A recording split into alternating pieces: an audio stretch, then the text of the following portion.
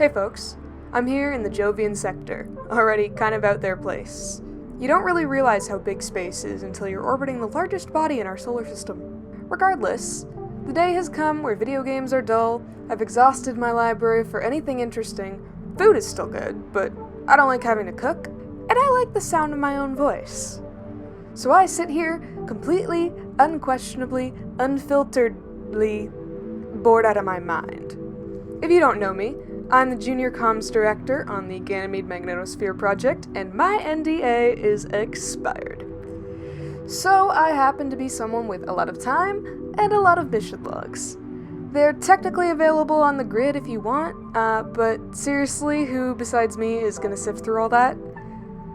Well, lucky for you, I have a bunch of time on my hands, a mild bitterness, a mild love, and a microphone. I'm here to bring you the abridged version of the GMP mission logs. I'll probably just read whatever grabs my attention, but we've got stuff dating back over 40 years here.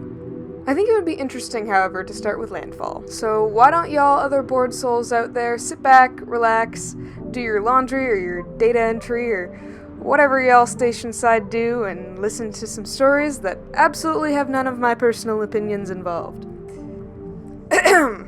Log number 1. Or rather, GMP-Psi-01-Landfall 01. Underestimated how many of these there were going to be, huh? And I'm pretty sure Psi-01 is Dr. Tally. Okay, here we go. Today, myself and my crew made landfall along the equator, Sector B. We've set up a HAB unit, and Dr. Evans back with the ship. Her ETA is about 10 days. Overall, everything seems to have gone quite well, aside from Yara cutting his hand while assembling the autoclave. He's okay. We set up medical systems without any injuries. All the equipment seems to have survived the journey. We've got 2 temp units already up and running with full life support. McKenna, Lynch, and Nunez are out right now setting up the greenhouse. Team logs have been updated to show the injury, although minor. The gravity here is a little loose, but the updated modular systems seem to be assembling overall nicely. Some notes for future shipments, images attached, are that Lynch said it was a bit of a struggle to keep the screws contained in lighter gravity. A magnetic storage box may be helpful in future modulars. Once the lab was set up in the main HAB unit, I ran some preliminary tests on the dirt, rock, and air. The rover beforehand was able to take and process samples, but I always prefer a human touch. As expected, the rock turned out to be mostly silicate, and the dirt and dust just appears to be only composed of crushed rock. The air has a little bit of oxygen, some hydrogen, and ozone. It's going to need some serious TLC to be breathable despite those components. The lab itself is working pretty well. We're going to have to deal with some things a little bit though, as they're not quite in the optimal places yet. 6 people out here in 4 HAB modules doesn't exactly leave a lot of room for space. Ooh, man. Space is a real luxury in space. I'm hilarious, aren't I? Mothership crew dorms were pretty small too. If they're using the standard HAB module, I'm guessing 6 people per 1 module, it's about the size of a mothership dorm. Sucks, dude. Okay, mostly talking about lab stuff. They rearranged the lab to put the bench in the middle instead of the side. That makes sense. Who puts a bench against the wall? Aren't they usually islands? Okay, it is the HAB 10 build unit. I can actually grab the diagrams here. Yeah, that is definitely a save space layout more than a do good lab work layout. I guess that's what you get when it comes apart like that for transport. I wonder if I can get you guys visual. Depending on what station you're on, I might be able to transmit some visual here. Otherwise, just grid HAB 10 build unit and you'll see it. First result is the specs. Almost like a model kit for kids. Pretty interesting stuff. Not exactly the kind of thing I'd want to live on long term, but pretty sweet setup. My old girl was kind of similar, I guess. She's mostly parts from a bunch of different ships. Oh, this is our first time properly meeting. I should introduce y'all to Demeter here. You're hearing me live from the cockpit of my old girl Demeter. I built her myself, kinda. Assembled her myself. And got the parts to talk to each other.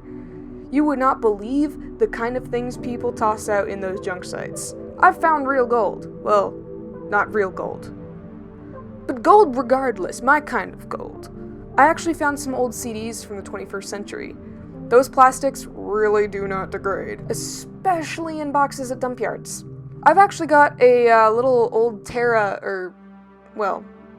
Earth, I guess, collection. Physical stuff does still get used, obviously. I'm not saying that. Hell, my job was mostly cataloging redundancy discs.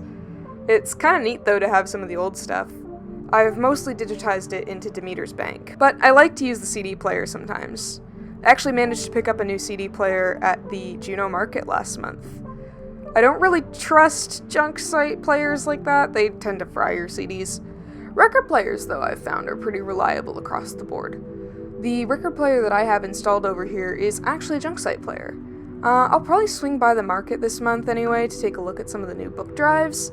Like I said, I am completely out of interesting stuff, and I'm not a huge fan of how books look when I rip them off the grid. Squishes the text in, like, a weird way, and it hurts my eyes. I'm also kind of more of an audio person anyway, so probably finding some more discs would be nice. I got a CD reader here too, so I can play it through Demeter speakers.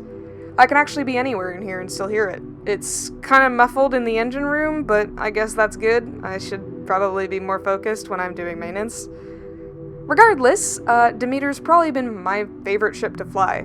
We're just in orbit right now, but she's completely custom to my preferences, and I've flown a meter drone before. Those things are smooth. No matter what, it seems like they always maintain a good distance from the surface. I guess they're not actually starships, but they're not terrain cars. They hover. If you ever get the chance to fly one, take it. It's super cool. Okay, cool stuff aside, I think it's time for me to hop off. It's getting kind of late. For reference, I run on Terran North Pole chronometer time. I've got a few clocks up here, actually, so I can track a few stations and a few planets. It's pretty sweet. I love little tidbits like that. I also got weather on all 4 colonized planets. Or, well, 3 colonized planets, and then Luna. You know, same difference. You can live on them. Anyway, time for me to say goodnight.